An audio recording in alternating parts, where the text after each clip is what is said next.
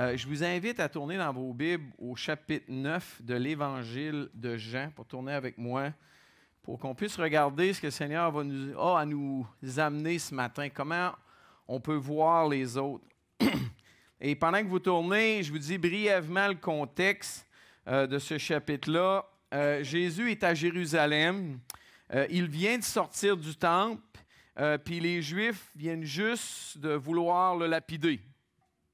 Je mentionne ça parce que ça embellit le texte qu'on va lire, de ne pas oublier les versets 58-59 du chapitre 8, où ce qui nous montre clairement ce que les Juifs, là, ils voulaient le tuer, ils voulaient se débarrasser du Seigneur Jésus. Puis, on arrive au chapitre 9 et j'ai l'intention de lire le chapitre presque en entier, parce que s'il y a quelque chose qu'on peut retenir, c'est bien la parole de Dieu. Amen. Et donc, si vous me permettez, je vais prier avant qu'on avance. Seigneur, merci pour cette matinée, parce qu'on réalise comment on est indigne, ou ce qu'on réalise comment tu es gracieux envers nous. Et Seigneur, la seule chose qu'on peut t'apporter, c'est un cœur qui veut t'aimer, qui veut te louer, qui veut te dire Alléluia.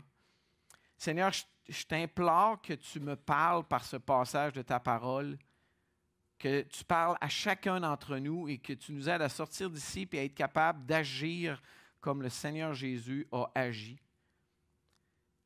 Aide-nous à faire abstraction de tous les tracas qu'on peut avoir de la vie quotidienne, de ce qu'on va faire cet après-midi ou demain, et c'est facile d'être pogné avec ça. Et aide-nous à écouter ta sainte parole, l'exemple de ton Fils, le Seigneur Jésus. On te le prie au nom de Jésus. Amen. Donc, l'Évangile de Jean au chapitre 9, et je lis au verset 1. Jésus vit en passant un homme aveugle de naissance. Ses disciples lui posèrent cette question. « Maître, qui a péché, cet homme ou ses parents, pour qu'il soit né aveugle? » Jésus répondit, « Ce n'est pas que lui ou ses parents aient péché, mais c'est afin que les œuvres de Dieu soient révélées en lui. Il faut que je fasse tant qu'il fait jour les œuvres de celui qui m'a envoyé. La nuit vient où personne ne peut travailler. Pendant que je suis dans le monde, je suis la lumière du monde. » Un des fameux « je suis ». Après avoir dit cela, il cracha par terre, fit de la boue avec sa salive, puis il appliqua cette boue sur les yeux de l'aveugle et lui dit, « Va te laver au bassin de Siloé, ou à la piscine de Siloé, si vous préférez. » Donc, qui signifie envoyer.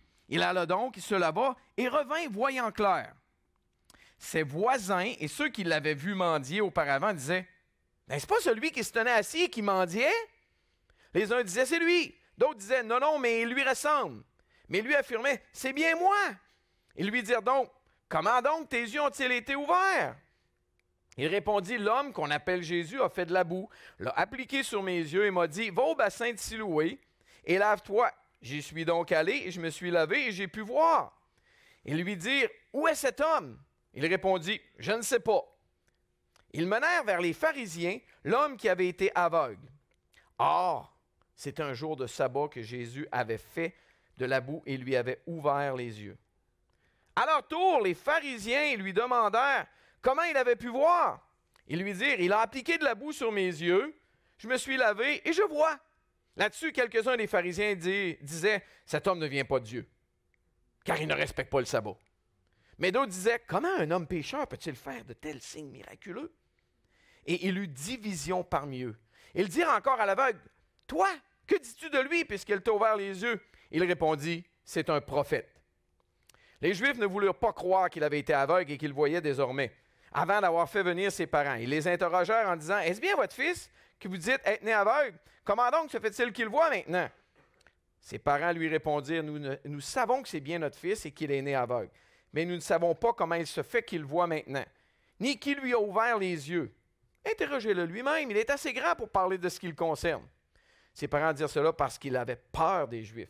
En effet, ceux-ci avaient déjà décidé d'exclure de la synagogue celui qui reconnaîtrait Jésus comme le Messie. Voilà pourquoi ses parents dirent, « Il est assez grand, interrogez-le lui-même. » Les pharisiens appelèrent une seconde fois l'homme qui avait été aveugle et lui dirent, « Rends gloire à Dieu, nous savons que cet homme est un pécheur. » Il répondit, « S'il est un pécheur, je ne sais rien. Je sais une chose, je sais que j'ai été aveugle et maintenant je vois. » Ils lui dirent, « Que t'a-t-il fait? Comment t'a-t-il ouvert les yeux? » Il répondit, je vous l'ai déjà dit, vous n'avez pas écouté. Pourquoi voulez-vous l'entendre encore? Voulez-vous aussi devenir ses disciples? Ils l'insultèrent et dirent, c'est toi qui es son disciple. Nous sommes disciples de Moïse. Nous savons que Dieu a parlé à Moïse, mais celui-ci, nous ne savons pas d'où il est. Cet homme leur répondit, voilà qui est étonnant. Vous ne savez pas d'où il est, et pourtant il m'a ouvert les yeux. Nous savons que Dieu n'exauce pas les pécheurs, mais qu'en revanche, si quelqu'un l'honore et fait sa volonté, il l'exauce.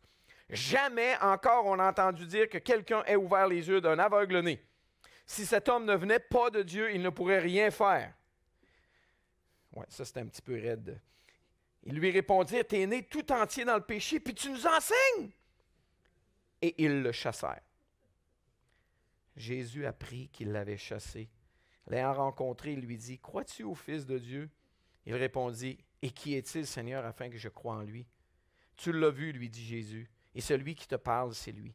Alors il dit, je crois, Seigneur, et il se prosterna devant lui. Que le Seigneur bénisse sa parole dans nos cœurs. On pourrait probablement faire beaucoup de messages sur ce seul texte, mais j'aimerais regarder un aspect, comment Jésus traite les gens et comment les autres agissent pour qu'on puisse apprendre de ça.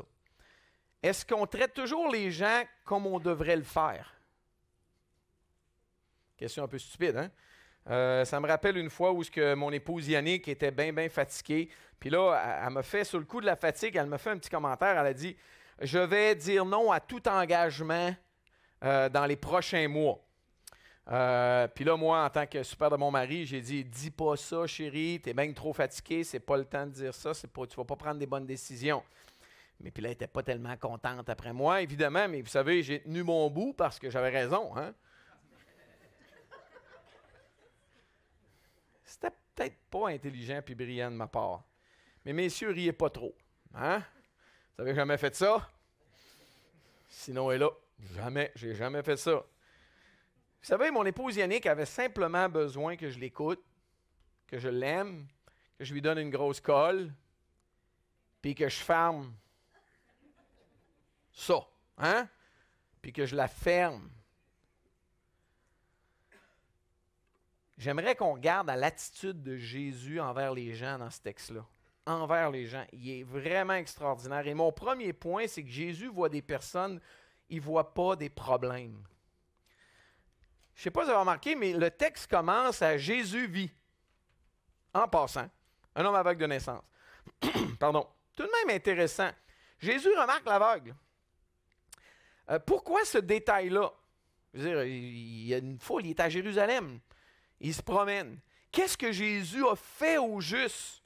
Le texte ne nous le dit pas, mais il nous dit assez qu'il a fait de quoi de spécial pour que les gens ont remarqué. Puis n'oubliez pas que, surtout à l'époque de l'Ancien Testament, du Nouveau Testament, puis je devrais dire l'Ancien Testament, parce qu'on est dans l'Ancien Testament, là. Vous êtes d'accord avec moi? Ah, je suis en train de faire une division. Simon, on est dans l'Ancien Testament? Clairement. Votre pasteur vient de dire clairement. Excusez, Jésus n'est pas mort, il n'est pas ressuscité. Théologiquement, on est dans l'Ancien Testament. Théologiquement. Je sais que Jean est dans le Nouveau Testament. OK, pas besoin de me le dire. Là. Dans votre Bible, ne cherchez pas Jean dans l'Ancien Testament, il est dans le Nouveau. Là. Mais les gens, dans leur mentalité, il y avait un handicapé. C'était pas le genre de personne, surtout à l'époque, qu'on faisait « Oh, viens, ils viennent d'arriver, on va aller le voir, on va aller le trouver. » Non.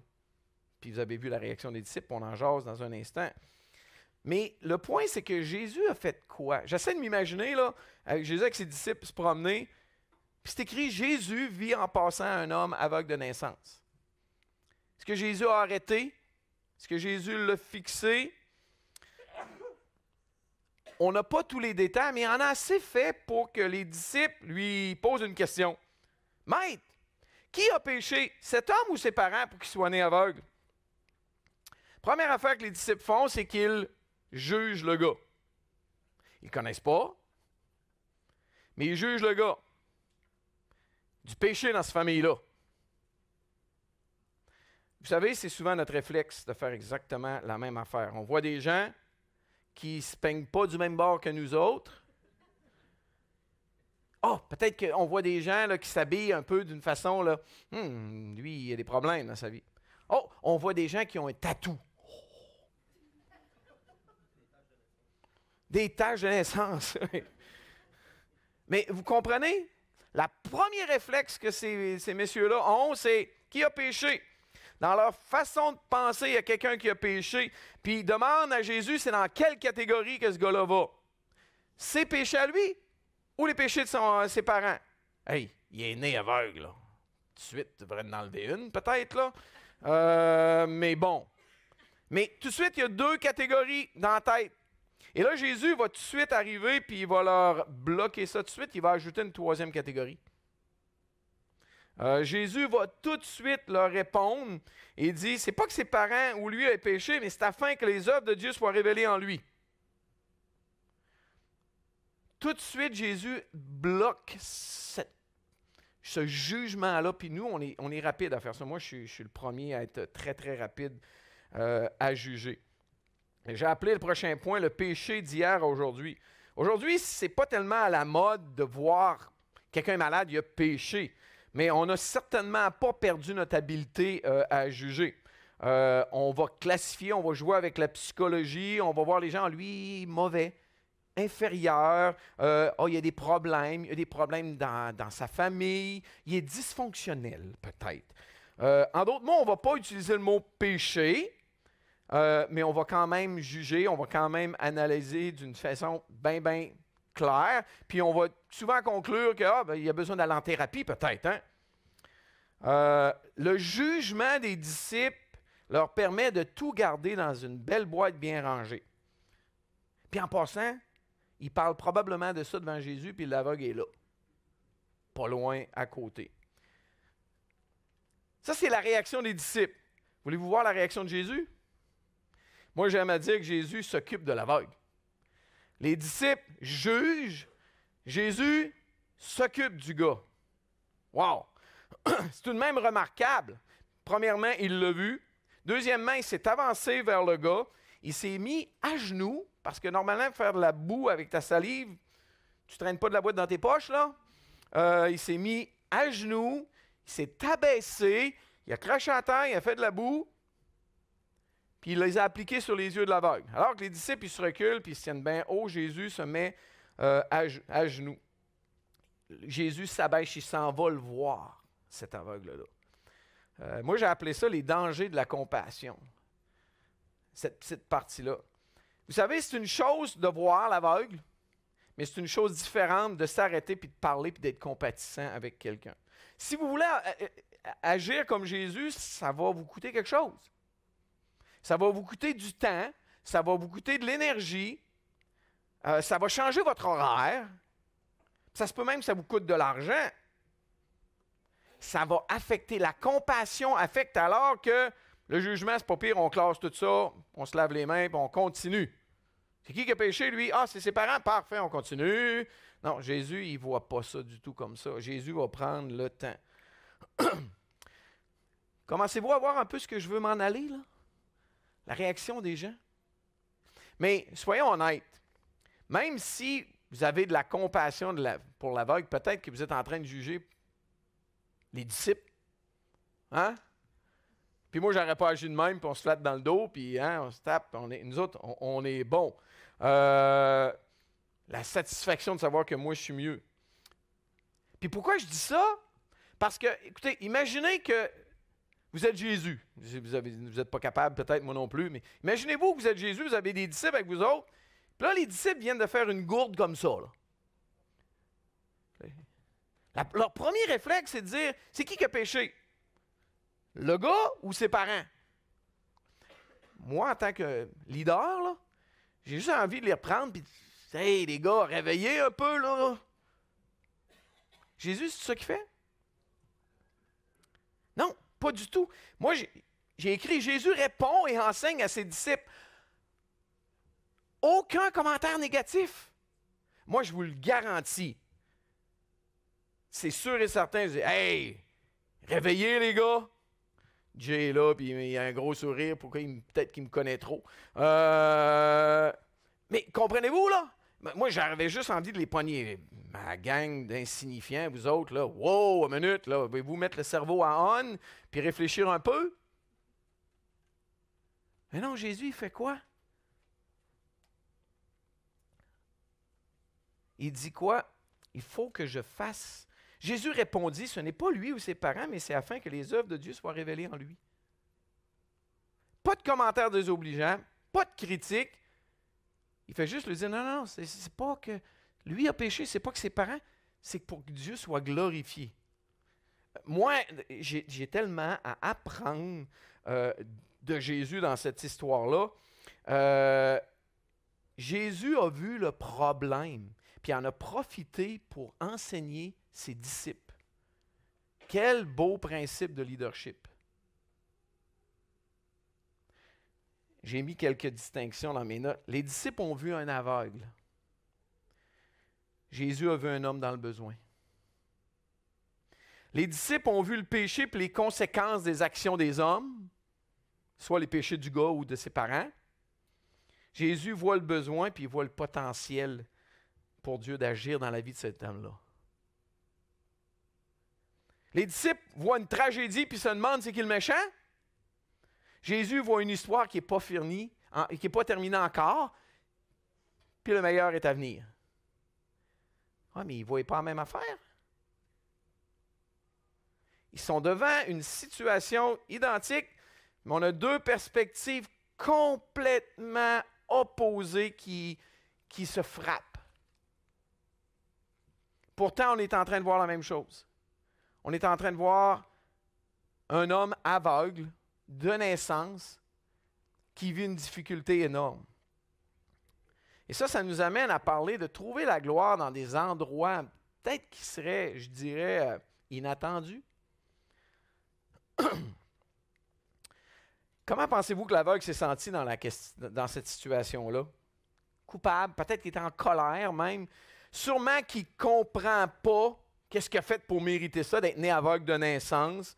Peut-être aussi qu'il a entendu les disciples, puis il s'est dit, mais une méchante gang d'idiots, eux autres, voir si j'ai choisi ça, voir si j'ai fait ça. C'est un contraste. Au premier siècle, on voyait la souffrance, puis on se demandait ce que la personne avait fait pour offenser Dieu. Aujourd'hui, on voit la souffrance, puis on est fâché contre Dieu. Vous avez compris ça? À cette époque-là, on voyait la souffrance, puis on disait, oh, qu'est-ce qu'on a fait pour offenser Dieu? Aujourd'hui, quelqu'un souffre, on a le bras dans les airs. J'ai juste à vous dire une chose, les deux façons de voir sont mauvaises. Les deux sont totalement mauvaises. Et Jésus va changer la donne. Quel contraste! C'est afin que la gloire de Dieu soit révélée dans la vie. Jésus ne le condamne pas, Jésus ne le juge pas. Il voit la cécité du gars, là, le fait qu'il est aveugle, comme une opportunité pour que Dieu puisse agir.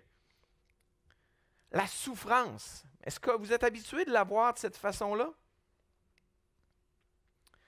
Tout à l'heure, on a chanté un chant « Béni soit ton nom ». Ça a été longtemps un de mes chants préférés, j'ai beaucoup aimé ça. Vous savez que c'est tiré de quel texte biblique? Job, chapitre 1. L'Éternel a donné, l'Éternel a ôté, que le nom de l'Éternel soit béni. En tout ça, Job ne pécha point dans toute cette histoire-là. Ça me fait penser à un chant que j'aime beaucoup. Je ne sais pas si vous connaissez le chant « Blessings » de Laura Story. Je le fais lire à mes étudiants dans un cours, mais j'ai traduit quelques bouts. Si vous pouvez aller l'écouter un peu plus tard, pas pendant le message. Le chant dit « Nous prions pour les bénédictions, nous prions pour la paix. Nous prions pour la famille, la protection pendant que nous dormons. Nous prions pour la guérison, pour la prospérité. Nous prions pour que ta main puissante soulage nos souffrances. Pendant tout ce temps, tu entends chacun de nos besoins. Pourtant, ton amour est bien trop grand pour nous donner des choses moindres. » Et si tes bénédictions venaient à travers la pluie? Et si ta guérison venait à travers les larmes? Et si 1000 nuits blanches étaient nécessaires pour savoir que tu es proche? Et si les épreuves de cette vie étaient tes bontés déguisées? Nous prions pour la sagesse, nous prions pour entendre ta voix, nous pleurons de colère quand nous ne pouvons pas te sentir prêt. Nous doutons de ta bonté, nous doutons de ton amour. comme si chaque promesse de ta parole ne suffisait pas. Ma phrase préférée, c'est très certainement celle-là. Et si les épreuves de cette vie étaient tes bontés déguisées? Je ne connais pas la dame en tant que telle qui a composé ça, mais c'est certain que c'est une dame qui a souffert pour écrire une telle chose. Mais elle n'est pas en train d'être le bras au ciel. Elle est toute en train d'accepter puis de chercher la direction de Dieu dans sa vie. Dans notre équipe, on a notre Française, Claire, est sourde. Vous n'avez pas remarqué. Elle est née sourde.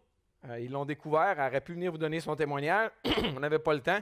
Sans appareil, pardon, elle entend à 20%. À peu près rien. Avec un appareil, elle peut monter à 70%. Et le Seigneur se sert d'elle. Dans notre voyage, on s'est servi d'elle pour son témoignage, pour montrer qu'elle est différente, puis Dieu l'aime. Comment rejoindre les sourds? C'est moi qui vais aller les rejoindre avec l'Évangile? Ah non, regarde. Comment rejoindre les gens handicapés? T'envoies un athlète olympique qui court le 100 mètres en moins de 10 secondes. Mais non! T'envoies un chrétien en chaise roulante. Vrai? Mais il faut que le Seigneur ait fait un travail dans sa vie. Donc, trouver la gloire dans des endroits pas évidents. Et le Seigneur va vous enseigner. Prochaine question, c'est très personnel.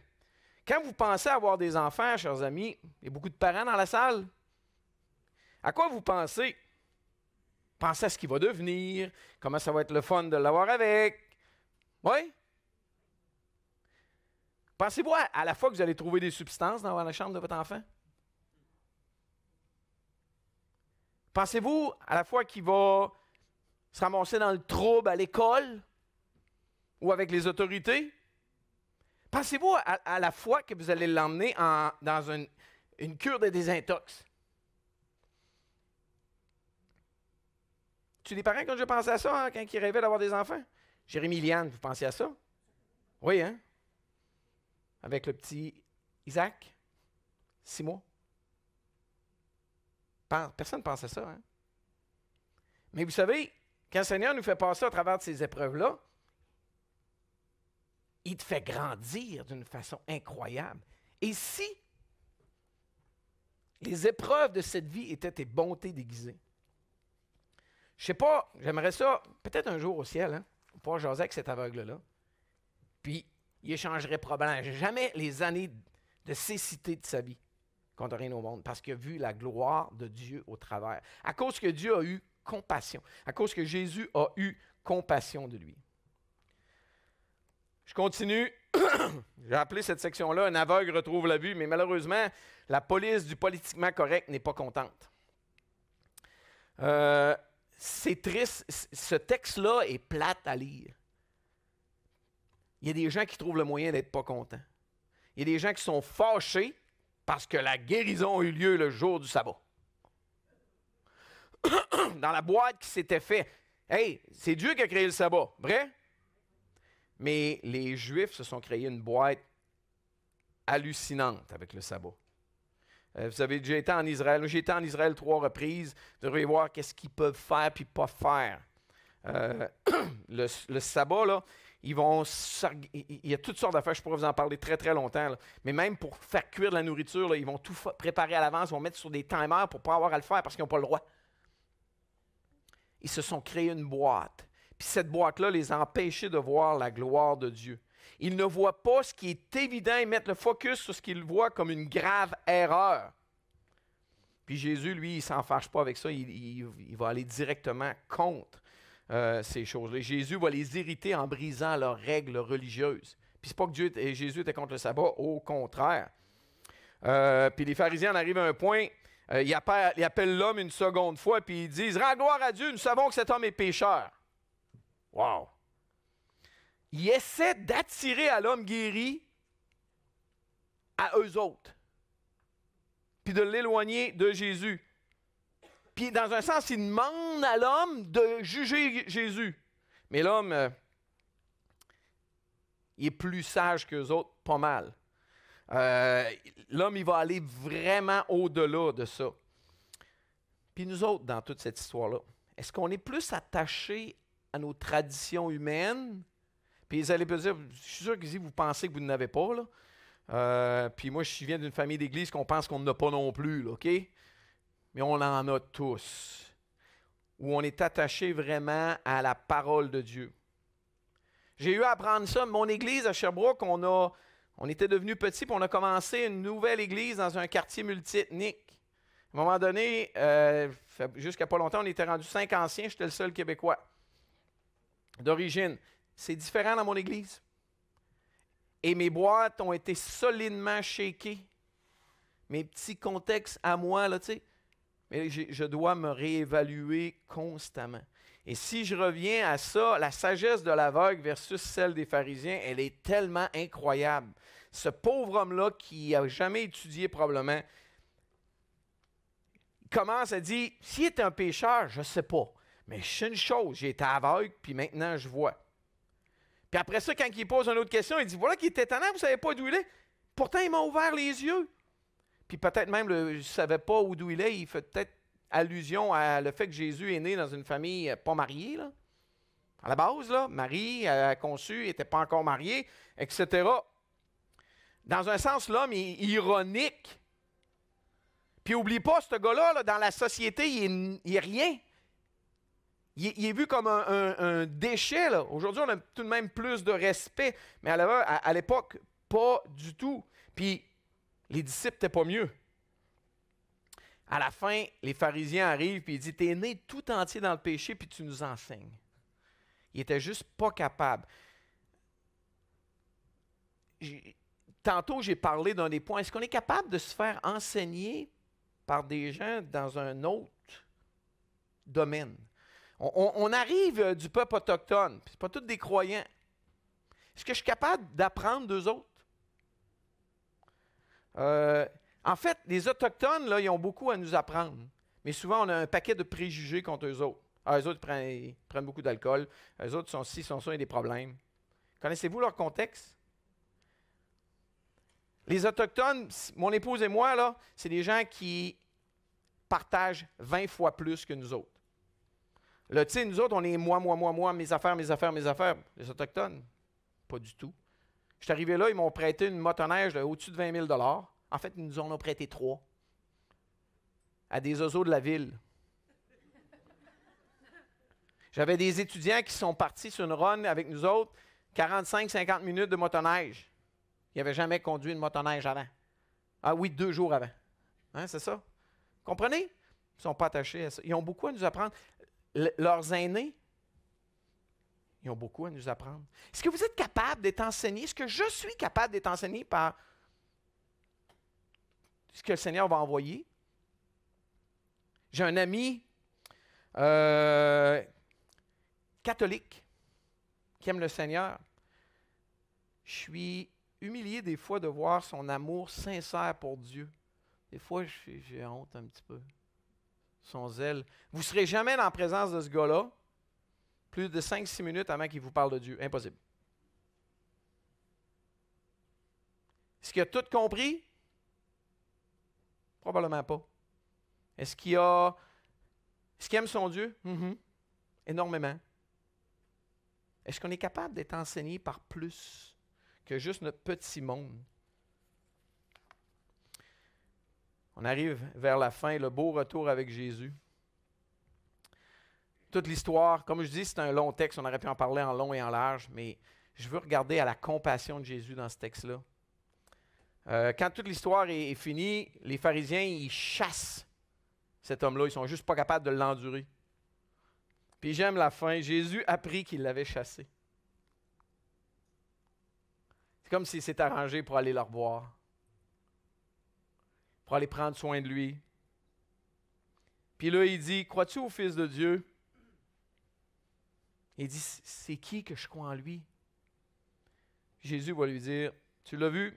Il lui dit Jésus, et celui qui te parle, c'est lui. Alors il dit, je crois Seigneur, et il se prosterna devant lui. Vous savez, Jésus, à bien des reprises, il ne s'est pas découvert. Il n'a pas dit qui il était. Mais à ce pauvre aveugle-là, première chose qu'il dit, c'est ça, qui il est. Je suis le Fils de Dieu. Jésus, en tant que bon berger, va s'occuper de cet homme-là. Lors de la première rencontre, Jésus a aidé l'homme à voir clair physiquement. Lors de la deuxième rencontre, il va l'aider à voir clair spirituellement. Jésus veut prendre soin de son âme.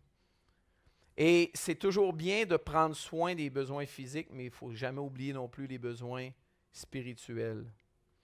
Et Jésus va se révéler clairement à cet homme-là.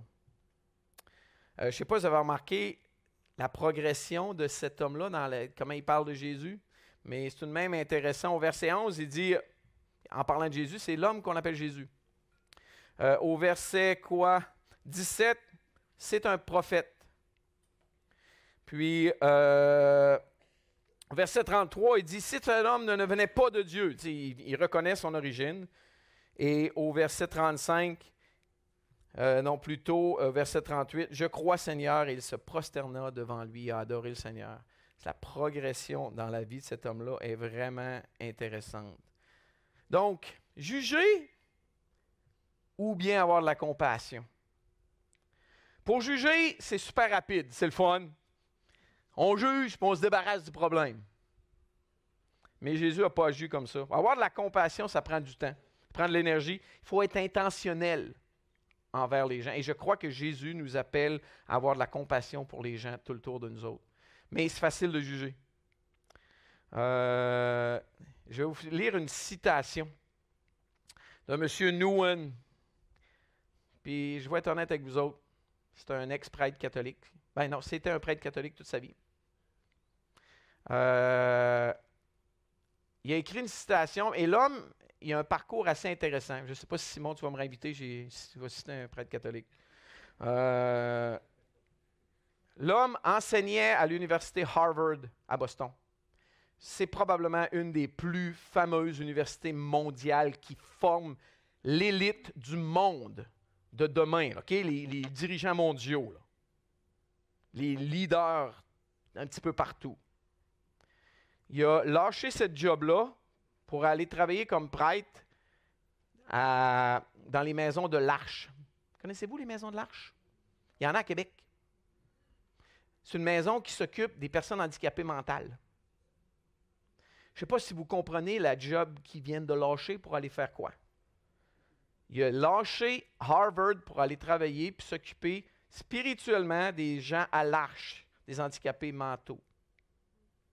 Il a dit la chose suivante: mourir à nos voisins signifie de cesser de les juger, de cesser de les évaluer et ainsi devenir libre d'être compatissant.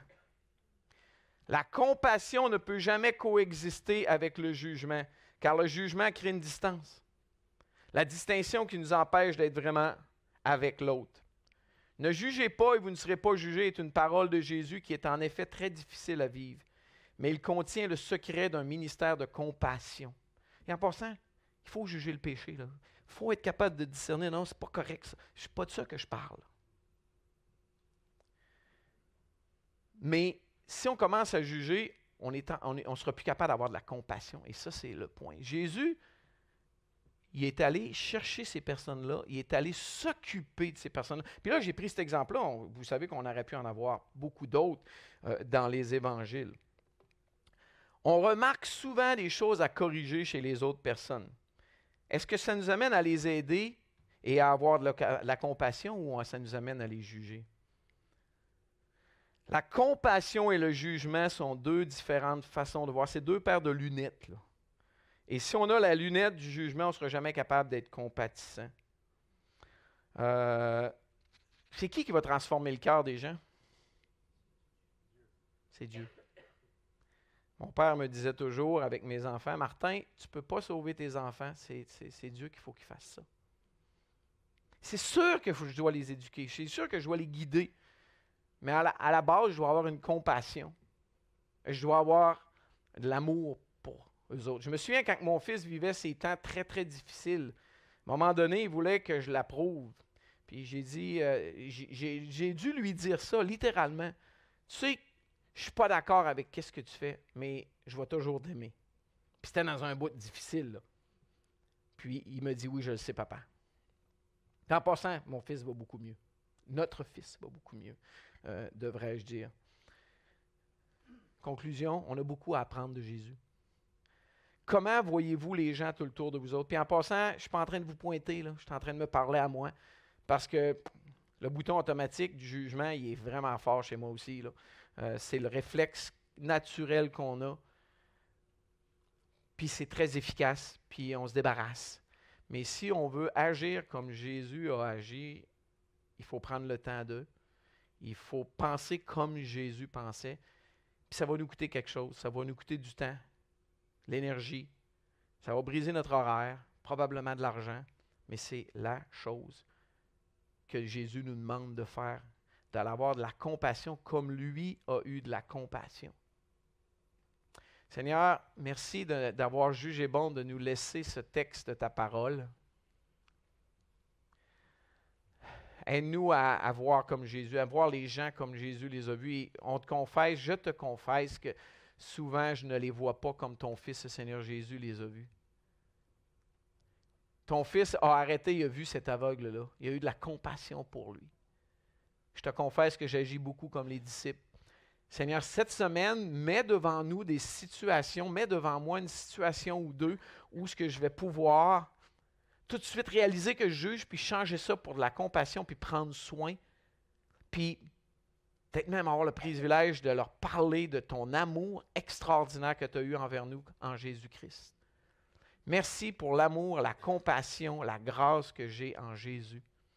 Et aide-moi, aide-nous à l'imiter, on te le prie au nom de Jésus. Amen.